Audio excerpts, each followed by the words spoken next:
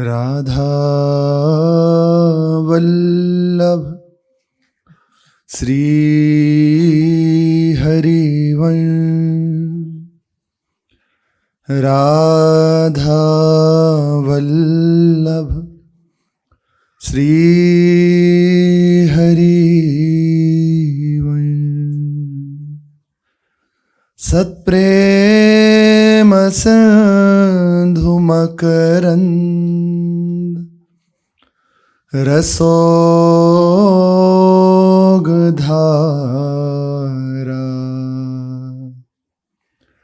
सारानजस्रमभेता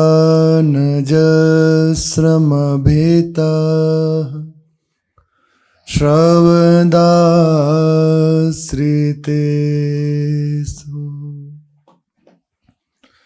श्रीराधिके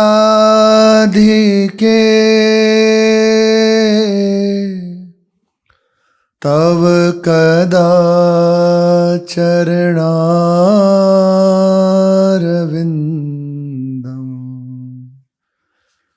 गोविंद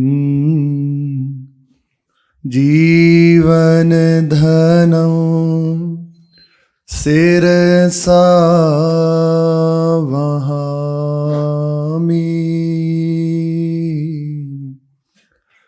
गोविंद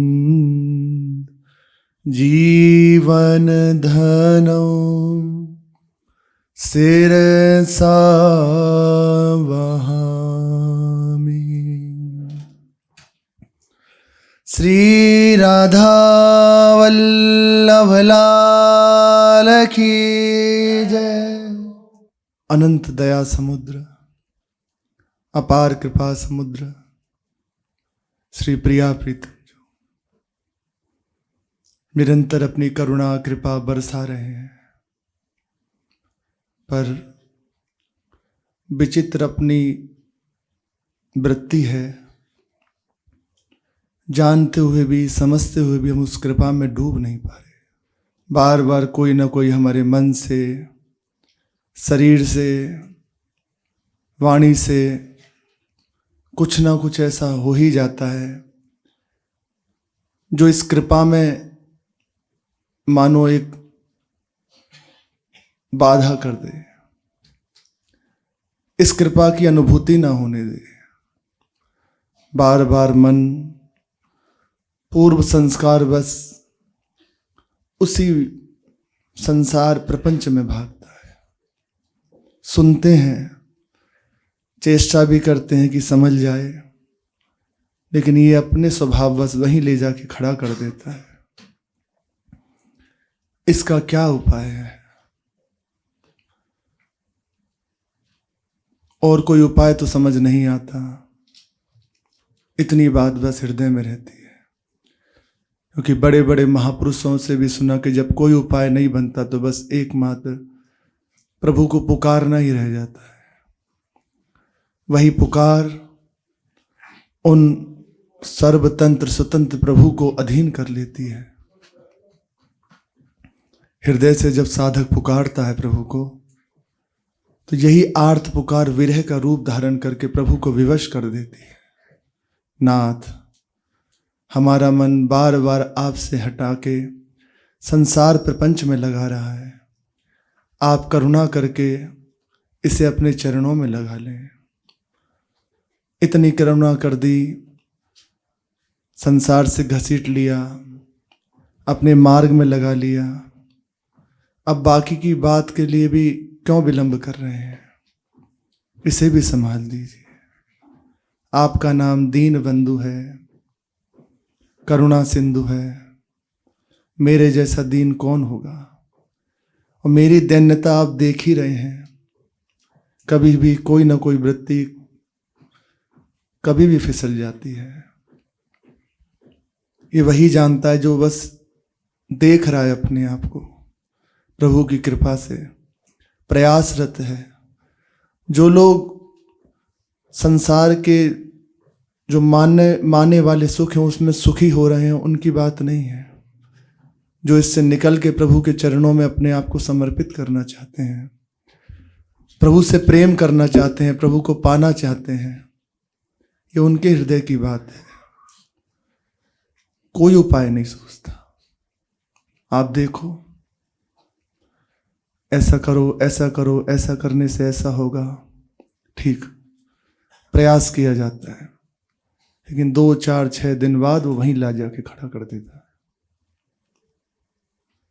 हार जाता है उपासक, कोई उसे रास्ता नहीं देता। अब क्या करूं, जैसे कहा जा रहा है वैसा प्रयास कर रहा हूं, फिर भी वही बात, फिर भी वही बात, कब तक आखिर? ये अंदर की बात है। बस यही धैर्य का विषय है। यहीं से शुद्ध शरणागति प्रारंभ होती है। जब अपने बल को हार जाता है ना कि मैं कुछ कर सकता हूं, जब तक ये रहता है कि मैं ऐसा कर लूंगा, इतना जप कर लूंगा, ऐसा पाठ कर लूंगा, ऐसे नियम से चल लूंगा, ऐसा करके और ये प्राप्त कर लूंगा, तब तक ही उसके हृदय में ऐसी दशा रहती है जहां वो हारा, अब मैं कुछ नहीं कर सकता, नाथ अब आप संभाल लीजिए। श्री मलुकदास जी महाराज कह रहे हैं, बड़े बड़े संतों के जीवन में हम लोगों के लिए उन्होंने ऐसी बातें लिखी और दर्शन कराया। ऐसी दैन्य उक्ति जो वो प्रस्तुत करते हैं प्रभु के लिए, वो सब हम सब के लिए है। वे कह रहे हैं, दीन बंधु दीनानाथ मेरी ओर हेरिए। हे दीन बंधु, आप दीन बंधु हो तो मेरे जैसा दीन कौन होगा? आप दीनों के नाथ हैं तो मेरे जैसा अनाथ दीन कौन होगा? आपका विरद है, सहज कृपा करना, मेरी ओर एक बार अपनी करुणा भरी दृष्टि से देख लीजिए। जहां आप अपनी कृपा भरी दृष्टि से देख लेंगे, सब ठीक हो जाएगा। सच्ची मानिए,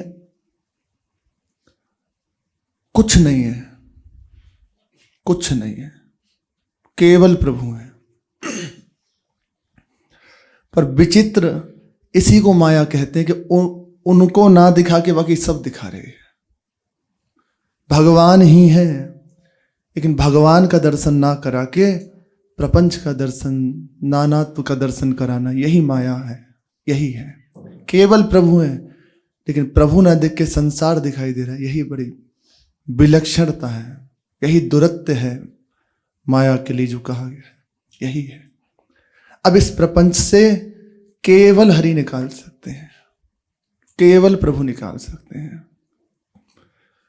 अपने जो वृंदावन के उपासक जन हैं, वे जो इस प्रपंच से निकलना भी चाहते हैं ना, सच्ची मानिए, उनके हृदय में यही बात होती कि इस प्रपंच से निकल के आपके सुख में मैं सुखी हूं, आप दोनों प्रसन्न हो, इसलिए मैं इससे निकलना चाहता हूं।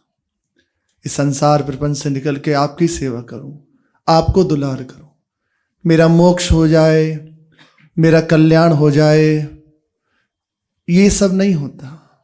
यहाँ के जो रसिक उपासक, उनके हृदय में यही होती है कि आपका होके भी कहाँ कहाँ वृत्ति जा रही है, कहाँ कहाँ मन जा रहा है, कितना संभाले। देखो ना, शरीर धाम में है, वाणी से भी प्रयास है कि धाम की ही चर्चा करें, धाम में ही रहें, पर मन कभी कभार भूल से आ जाए, नहीं तो वो भटकता ही रहता है।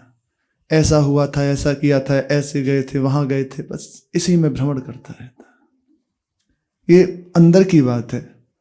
आप भले मुख से ना कहें, पर जो अंदर चिंतन जो चलता रहता है, वो देखो, ऐसा सुख भोगा था वहां, बस यही भटकाता रहता है। और सबसे बड़ी खास बात भजन की एक ही है कि चिंतन प्रभु का प्रारंभ हो जाए। आपसे कुछ नहीं हो रहा, कोई चेष्टा नहीं है, बस पड़े हो, लेकिन चिंतन प्रभु का बना है, पूरा भजन हो रहा है। चिंतन नहीं है, बहुत बड़ी बड़ी क्रियाएं हो रही है, चिंतन संसार का हो रहा है, तो विशेष महत्व नहीं है। गुरुजनों से सुना है, आप श्री जी को कर कमल में लेके उनकी सेवा कर रहे हैं, पर चिंतन संसारी विषयों का हो रहा है, विषय का हो रहा है, तो लाभ नहीं दे रही सेवा। संसार की सेवा में लगे हैं, पर चित्त प्रभु के चरणों में लगा है, बस महान लाभ मिल जाएगा। एक प्रसंग आता है, दो भाई थे, भगवान की लीला स्थलियों का दर्शन करने के लिए वो यहाँ से निकले। भ्रमण करते करते एक स्थान पर पहुंचे। बहुत तेज बारिश प्रारंभ हो गई। जिस स्थान पर पहुंचे थे, अगर थोड़ी दूर और चल लेते तो प्रभु के जो दर्शन करने के लिए गए थे तो उनका दर्शन हो जाता। दोनों में विचार विमर्श हुआ कि बहुत तेज बारिश हो रही है, कोई आश्रय ले लिया जाए। तो एक भाई ने कहा कि नहीं नहीं, अगर हम रुके तो पता नहीं कब तक रुकना पड़ेगा, बारिश कब तक चलती रहेगी, इसका कोई प्रमाण थोड़ी है, क्योंकि मौसम ऐसा है, मौसम ही है बारिश का। उन्होंने कहा कि यदि जाएंगे तो सामग्री वो भीग जाएगी, फिर ऐसा। परस्पर ये दोनों के मत रखे गए। एक ने निश्चय किया कि अब मैं जाऊंगा ही, मैं रुकूंगा नहीं। दूसरे ने कहा आप जाइए, पर मैं यहीं रुकूंगा, जब बारिश थम जाएगी फिर आऊंगा। तय हो गया। वे वहां से चल दिए, और जो दूसरे भाई थे वे वहीं एक स्थान में, एक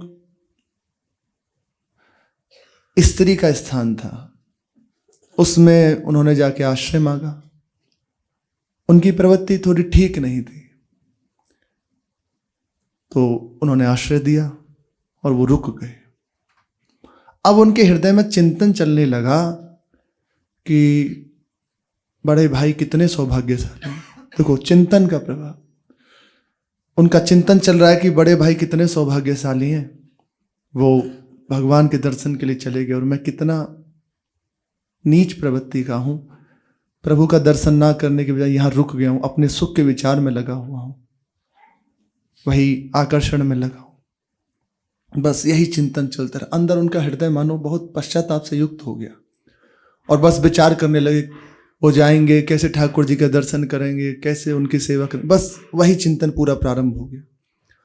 और दूसरे भाई जब वहां से गए तो रास्ते में चिंतन प्रारंभ हुआ कि उसका कितना बढ़िया है, वहां रुक गया, पता नहीं कौन सा सुख का वो भोग करेगा वहां रुक के। बस उनका इधर चिंतन शुरू हो गया। मंदिर पहुंचे, दर्शन करने लगे, दर्शन हो रहा है पर चित्त पूरा उधर लगा है। अब प्रभु के चिंतन में वृत्ति नहीं है, प्रभु के दर्शन का लाभ नहीं ले पा रहे, पूरा चित्त उधर लगा है कि कैसा सुख वो ले रहे होंगे और ऐसा ऐसा। और वो भाई विचार कर रहे हैं कि मेरे भाई बड़े भाग्य के धनी हैं, भगवान का दर्शन कर रहे होंगे, भगवान की सेवा कर रहे होंगे। बार बार रुदन अपने हृदय में उनको हो रहा है। थमा बारिश का जो वातावरण था, वहां से वे उस कुटी से निकले पश्चाताप करते हुए कि अब तो मंदिर भी बंद हो गया होगा, दर्शन नहीं होगा। और वे लौट रहे हैं कि अब जाऊंगा तो वहीं रुकूंगा जाके सीधा। रास्ते में बिजली की कड़कड़ाहट होती है ना, तो किसी किसी स्थान पर ऐसा तो गिरती भी है। प्रचंड वेग से वो बिजली गिरी और दोनों भाइयों के ऊपर गिरी। भगवत लीला का विधान। वे उधर से आ रहे थे और ये इधर से जा रहे थे, दोनों के ऊपर बिजली गिरी और दोनों का शरीर शांत हो गया। यमदूत आए और भगवान के दूत आए, भगवान के पार्षद आए और यमदूत भी आए। तो जो दर्शन करके आए थे उन्हें यमराज के दूत लेके चलने लगे, और जो दर्शन की उत्कंठा से युक्त थे उन्हें भगवान के पार्षद अपने धाम को ले जाने लगे। रास्ते में जा ही रहे थे तो मिलन हुआ। पूछा कि ये तो भगवान का दर्शन करके आ रहे हैं और फिर ऐसा कैसे? चिंतन का प्रभाव। अंत मति सो गति, इनकी मति संसार में लगी हुई थी। इसका कारण हुआ, इसी का प्रभाव हुआ कि अब ये यमराज के यहाँ शुद्धि होगी, फिर जाके भगवान की सेवा में उपस्थित होंगे। और आप भले शरीर आपका वहां था, लेकिन चित्त आपका प्रभु के चरणों में था। भाई के सौभाग्य को आप मना रहे थे, इसी के प्रभाव से आपका चित्त प्रभु का चिंतन करने लगा। इसी के प्रभाव से आपको भगवान के धाम ले जाया जा रहा है। विशेष बात चिंतन की है। अब ये चिंतन संभल जाए, ये केवल प्रभु की कृपा का भी बल है। उन्हीं से विनय करी जाए, उन्हीं से हृदय की बात कही जाए, उनसे कहना चाहिए। आपका होके भी हृदय की ये दशा है। बाहर किसी को सुनाने की बात नहीं, किसी को दिखाने की बात नहीं है, अंदर की बात है। अंदर की बात केवल अंतर्यामी प्रभु सुनते हैं। पर अपने जनों को अंदर की बात सुनने के लिए फुर्सत भी नहीं है। हर समय हम इतने बहिर्मुख व्यस्त हैं तो किसी से वार्ता करने में लगे, पर अंतर देख झांकने का, अंदर देखने का समय ही नहीं है। फोन में लगे हैं तो कितना समय बीत गया कुछ पता नहीं, वो बीत ही गया, कहाँ से अंतर्मुख हो गए। कब अपने आप से बात करोगे? जितनी आपकी अंतर्मुख वृत्ति होती चली जाएगी, उतने ही आपके हृदय में एक उच्च अवस्था प्राप्त होती चली जाएगी। आपका हृदय प्रभु की ओर बढ़ रहा है तो सीधा इसका देखना, आप अंतर्मुख होने लगेंगे। आपको बाहर का व्यवहार काटने लगेगा, अच्छा नहीं लगेगा। पर यह भी अवसर कहाँ होता है, हम बाहर की बातों में, हमारी कोई उससे प्रयोजन नहीं है, फिर भी ये व्यवस्था ऐसा, यहाँ कुछ लेना देना नहीं, लेकिन फंसाएं अपने आप को। यही है प्रभाव, समय का, युग का प्रभाव। अब प्रभु की शरण में है, अब प्रभु के बल का आश्रय लेके, प्रभु के चरणों का आश्रय लेके बस निकल चले। एक बार इस प्रपंच से भागो, एक बार ऐसा प्रयास कर लो। आत्यंतिक सुख प्रभु के चरणों में है, पर अल्प सुखों में हमारी वृत्ति लगी, इसलिए समझ नहीं आता। नित्य भगवत कृपा से भगवान के नाम की, भगवान के रूप की, लीलाओं की हम चर्चा सुनते हैं, कहाँ विश्वास होता है? क्योंकि हमारी वृत्ति इतनी बहिर्मुख है कि हम ध्यान ही नहीं दे पाते। अभी सुन रहे हैं, कुछ देर बाद वो वहीं ले जाके खड़ा कर देगी। इसलिए सावधानी ही साधना है। सावधान रहे सोई उपासक है। हर समय प्रभु में स्थित रहे। प्रसंग चल रहा है, जो इस वृंदावन प्रेम रस का पान करना चाहते हैं, सहज में प्रिया प्रीतम के चरणों में पहुंचना चाहते हैं, देखो विश्वास से ही सब बात है। ये कोई बात असत्य नहीं है, परम सत्य है। पर करोगे तब अनुभूति होगी, चलोगे तो अनुभव में आएगा। नाम का रटन प्रारंभ करते हैं। जब उपासक के हृदय में नाम का नाद प्रारंभ हो जाता है तो उसी के प्रभाव से प्रियाजू, श्री लालजू, श्री वृंदावन धाम और समस्त सहचरी परिकर, समस्त वृंदावन का परिकर ये प्रकट हो जाता है। श्री जी की निकुंज मंडली उसके हृदय में प्रकाशित हो जाती है नाम के प्रताप से। निश्चित, अरे नाम का रटन प्रारंभ करो, ये नाम हड्डियों में उतर जाएगा, रोम रोम में उतर जाएगा, पक्का ऐसा ही है। पर उस कोटि से जप तो कीजिए, उस रहनी से जप कीजिए। एक बार चित्त लगाइए, बहुत जल्दी नाम बहुत जल्दी प्रकटता है, बहुत जल्दी अंतःकरण को पवित्र करके सीधा प्रभु के चरणों की आसक्ति प्रदान कर देता है। तो सावधानी पूर्वक निरंतर नाम का रटन करें। रसिकों का बस इतना ही जीवन है, पान परस्पर नेह रस, नाम गिराहित सार, यह रसिकन जीवन सुधन, सर्वसु प्राणाधार। निरंतर श्री प्रिया प्रीतम के नाम और उनकी जो रसमयी लीलाएं हैं, जो रसिकों ने गायन की हैं, उनका पान करना, उनको गायन करना, नाम और वाणी के द्वारा ही महाप्रेम रस का पान करते रहना, यही रसिकों का जीवन है, यही उनका धन है, यही सर्वस्व है, यही प्राणाधार है। यदि नाम वाणी में अंतर हो जाए तो प्राण छूट जाए। ऐसे नाम का रटन करो, अंतराय रहित। अपने जन प्राय एक वृत्ति रखते हैं, इतना नियम मिला है, इतनी देर जप कर लेते हैं, फिर छुट्टी, 11 माला, 21 माला, 51 माला, बस आज का नियम हुआ और हम फ्री नहीं होना। एक सेकंड भी यदि आप व्यर्थ गंवा रहे तो हानि हरिवंश के नाम अंतर पड़े, लाभ हरिवंश उच्च रतवाणी। इसका लाभ तभी आप समझ सकते हैं जब खुद आप रटन करें।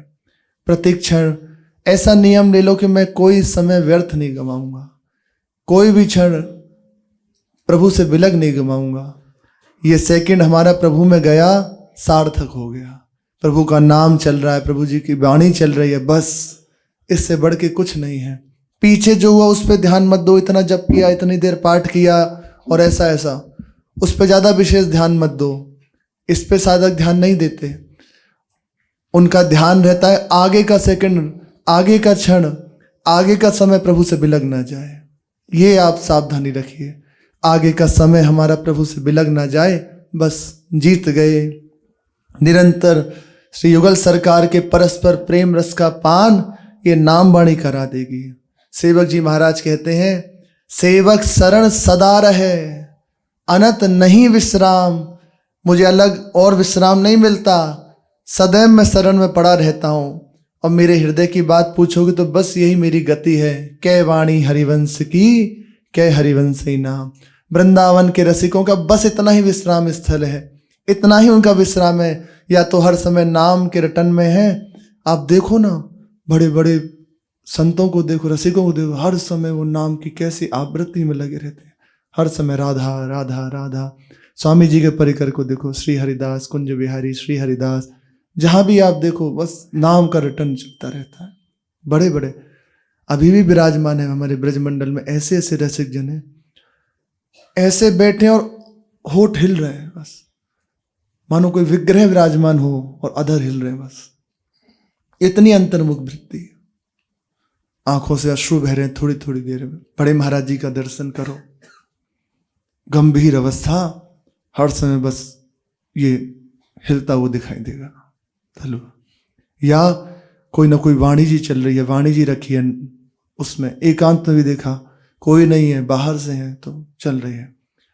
महाराज जी का दर्शन करो, वो एक सेकंड के लिए खाली नहीं, बैठे हैं, उठ रहे हैं, चल रहे हैं, आपको दिख रहा है आपसे बात कर रहे हैं, पर फिर भी वो अपने नाम वाणी में है, उससे अलग नहीं है। आपसे बात कर रहे हैं तो आपको दिखाई दे रहा है, हमारी ओर देख रहे हैं, वो देख रहे हैं, सामने नाम लिखा हुआ है, सामने कोई ना कोई लीला का प्रसंग चल रहा है, ये बस चल रहा है।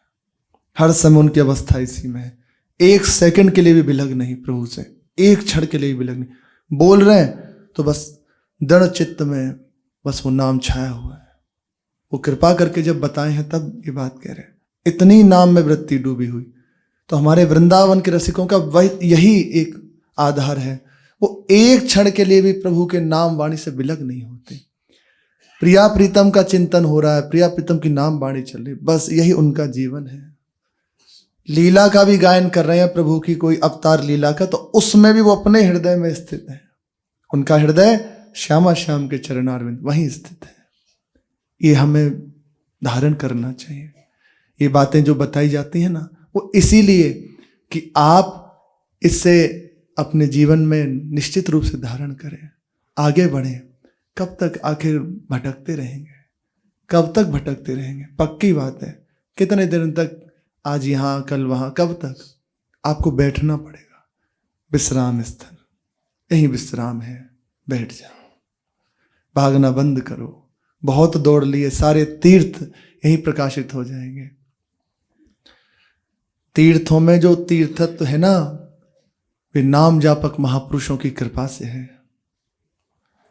उनके चरण पधराते हैं ना, जब उनके चरण जब वहाँ पड़ते हैं, उसके प्रभाव से वो तीर्थों में तीर्थत्व प्राप्त होता है। वो भी इंतजार करते हैं कोई भगवत प्रेमी महात्मा आए और हमें निष्पाप करते हैं।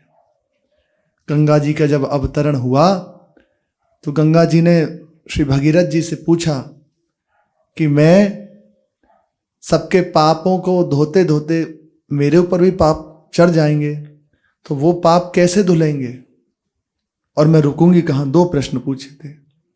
तो पहला तो कहा कि भगवान शिव ही आपके वेग को धारण करेंगे, और दूसरा कि कलयुग के जीव इतने पापों से युक्त हैं, उनके पाप धोते धोते मैं भी पाप से युक्त हो जाऊंगी, तो मेरे पापों का कौन समन करेगा।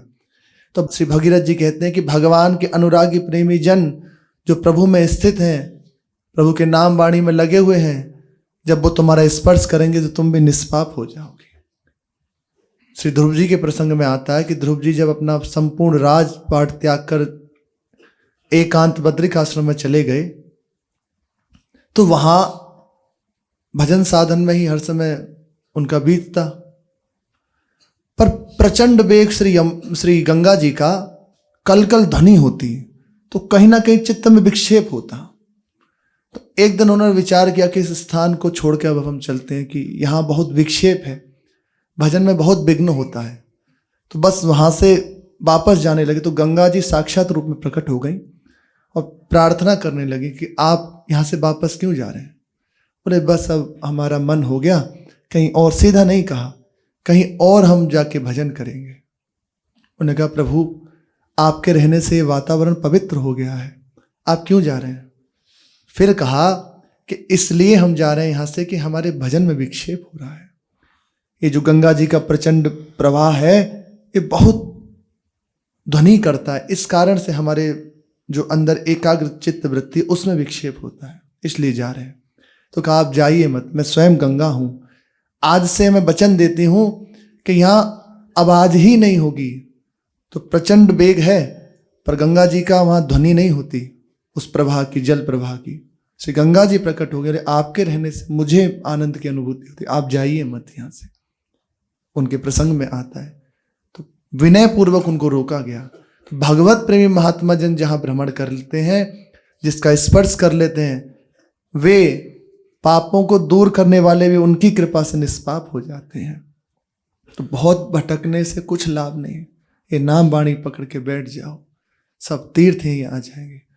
जिस समय नाम का रटन करते हुए, प्रभु के चरणों का चिंतन करते हुए स्नान किया जाता है ना, संपूर्ण तीर्थ, आप अपनी कुटिया में स्नान करें, शास्त्र के वचन है, उस समय प्रकट हो जाते हैं। संपूर्ण तीर्थों के अवगाहन का उसी क्षण फल मिल जाता है। एक एक जैसे जैसे उस शरीर जल से अभिषेक होता है, वैसे वैसे संपूर्ण तीर्थों के अवगाहन का फल मिल जाता है। गुरुदेव के चरणों का चिंतन करते हुए जब स्नान किया जाता है तो तत्काल समस्त पापों से निवृत्ति हो जाती है। हृदय के जो मलिन संस्कार हैं वो धुलने लगते हैं, भयंकर पाप बन जाए, बस गुरुदेव के चरण पादुका को मस्तक पे रख के उनसे विनय कर लीजिए, उसी क्षण समन हो जाएगा। गुरुदेव के चरणों का चिंतन करते हुए जो स्नान करते हैं वो निश्चित मानिए वो तीर्थ पाद हो जाते हैं। बहुत महिमा है, इसे भटकने की आवश्यकता नहीं है, पकड़ने की आवश्यकता है। बात पकड़ ली तो जीत गया। तो रसिकों का जीवन इतना ही है, निरंतर प्रिया प्रीतम की नाम वाणी के द्वारा ही इस महाप्रेम रस का पान करते रहते हैं। त्वदीय भाव और चाह सुख सब भक्तन की प्रीति, मदीय भाव तत् सुख सुखी, हित हित जन की रीति। दो भाव हैं, एक जो भगवान से कुछ चाहते हैं और एक जो भगवान को चाहते हैं। दोनों ही ठीक हैं, कोई गलत नहीं है कि भगवान से चाहते हैं, कोई गलत नहीं है। उनके हृदय में है कि मुझे कोई सुख चाहिए तो प्रभु से चाहिए, मेरा कल्याण हो तो प्रभु से हो, अच्छी बात है। उनके हृदय का भाव होता है, वो प्रभु से यही मांगते हैं कि नाथ हम आपके हैं और आप हमारा मंगल कर दीजिए, हमें मुक्ति दे दीजिए। उनके हृदय का भाव ऐसा होता है, अच्छा है। संसार से हटके प्रभु से जुड़ जाना बहुत बड़ी बात है। हम आपकी शरण में हैं, हमारी रक्षा कीजिए, हमारे हृदय में ये भाव है, ये अभाव है, इसकी पूर्ति कीजिए। प्रभु से है ना तो आर्थ, आर्थी, अथार्थी, जिज्ञासु, ज्ञानी इसकी श्रेणी में आ जाता है। लेकिन इससे बिलग एक और भाव है, इससे बिलग एक और भाव यह है कि मदीय भाव तत्सुख सुखी। जो वृंदावन के प्रेमी जन हैं, श्यामा श्याम के अनुरागी जन हैं, उनके हृदय में ये नहीं होता कि मेरा कल्याण हो जाए, मेरे हृदय में इस बात की इच्छा है, इसकी पूर्ति कर दो, ये नहीं होता। उनके हृदय में बस एक ही बात होती है, श्यामा श्याम सुखी रहे, और ये सुखी हैं, इससे हम सुखी हैं। श्री रामकृष्ण पंडित बाबा हमारे ब्रज मंडल के मूर्धनी महापुरुष, बहुत विलक्षण महापुरुष, अद्वितीय विद्वान, अद्भुत रसिक संत, भजनानंदी महापुरुष, गुरुदेव की कृपा से भजन में लगे। 16 दिन का अनुष्ठान हुआ और विलक्षण अनुष्ठान था। 10 दिन तक तो कुछ खा पी लिया, 11वें दिन खाना पीना बंद कर दिया, केवल जल का आहार करते हैं। उसके बाद जल को भी छोड़ दिया, केवल ऐसे ही बैठे बैठे भजन करते रहते। 16वें दिन से श्यामा श्याम अत्यंत प्रसन्न हो गए और प्रकट हो गए, और श्री जी ने अपना कर कमल ऐसे बाबा के मस्तक पे रखा और बाबा से कहा, बाबा मांगो, क्या चाहिए, मैं बहुत प्रसन्न हूं, क्या तुम्हारे हृदय का भाव है। तो बाबा इतने सहज भाव से प्रिया प्रीतम की ओर देख रहे हैं।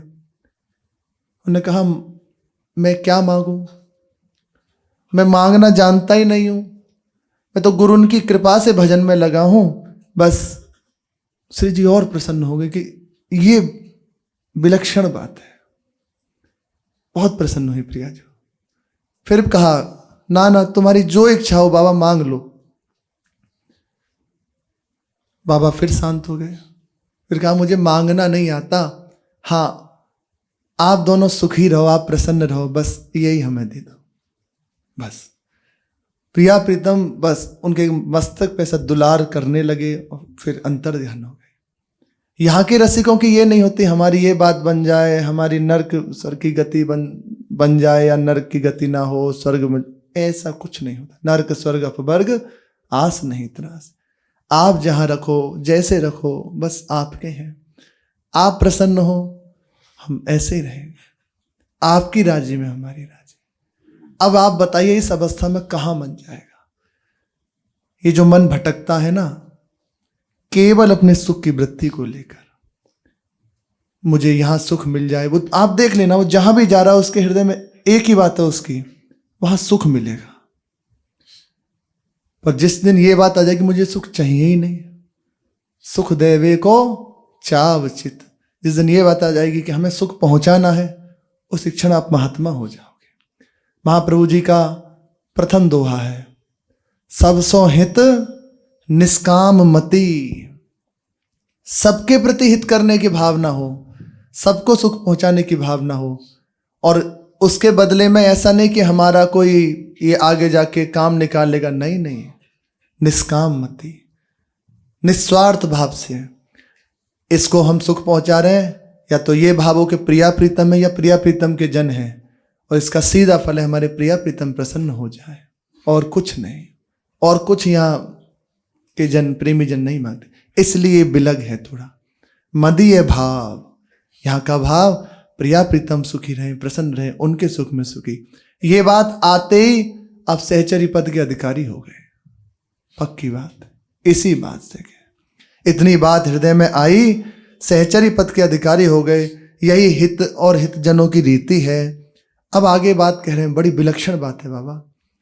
या पर नहीं सिद्धांत अरु, धर्म मर्म रस रीति, सेवा इष्ट उपास कनी, नाम गिरा हित प्रीति। ये मानो सब बातों की बात है इस बात में, इससे परे कोई सिद्धांत नहीं है। सीधी बातें में कहें, ज्यादा कुछ समझने की जरूरत नहीं है, ज्यादा बुद्धि चलाने की जरूरत नहीं है। क्या हित जो की उपासना है, कैसे करना चाहिए, क्या कुछ आपको समझने की जरूरत नहीं है। बस इतनी सी बात आप जीवन में धारण कर लो। हमारी प्रत्येक चेष्टा बस प्रिया प्रीतम की प्रसन्नता के लिए, और श्री राधा वल्लभ लाल इष्ट हैं, हमारे और उनके जो अनन्य उपासक जन हैं प्रिया प्रीतम, और उनके उपासक जनों की सेवा निष्काम भाव से उनके सुख के लिए, ये हो गई एक बात। और निरंतर नाम में, वाणी में प्रीति होना, उसी का अवगाहन करना, उसी में आनंदित होना, यही बस सब सिद्धांतों की सार बात है। श्यामा श्याम और श्यामा श्याम के अनुरागी जनों की सेवा और उनका नाम और वाणी का निरंतर अवगाहन, उसका अनुशीलन, उसका गान, यही करना है। इसके लिए बहुत पढ़ने की, बहुत समझने की, सुनने की आवश्यकता नहीं है। ये बात हृदय में आज से बिठा लें। नाम चल रहा है, वाणी जी चल रही है, इसी से प्रेम रस का पान हो जाएगा। और निरंतर श्यामा श्याम या श्यामा श्याम के अनुरागी प्रेमी जन, उनकी सेवा, एक सेवा शरीर की और दूसरी उनकी आज्ञा का पालन, ये विशेष प्रभाव दिखाती है। शरीर सेवा का बहुत महत्व है, पर उससे भी बढ़ के है उनकी आज्ञा का पालन। तो जो कहा गया रसिकों की सेवा, जितनी सेवा मिल जाए बड़ा सौभाग्य, पर विशेष बात उनकी आज्ञा का पालन करना। इससे बढ़ के कोई सिद्धांत नहीं है। यही सब सिद्धांतों की सार बात है। जो इतनी बात समझ लेते हैं उन्हें ज़्यादा भटकना नहीं पड़ता, उन्हें ज़्यादा और कहीं वृत्ति घुमानी नहीं पड़ती। बस सीधी सादी बात, 8 अप्रैल श्री जी की सेवा में लगे हैं, श्री जी के जनों की सेवा में लगे हैं, उनका नाम चल रहा है, वाणी जी चल रही है। इसी से मन ठीक हो जाएगा, इसी से प्रिया प्रीतम का अनुराग जागृत हो जाएगा, इसी से पूर्ण समर्पण हो जाएगा, सब इसी से प्राप्त हो जाएगा। शेष चर्चा आगे। श्री राधा वल्लभ लाल की जय।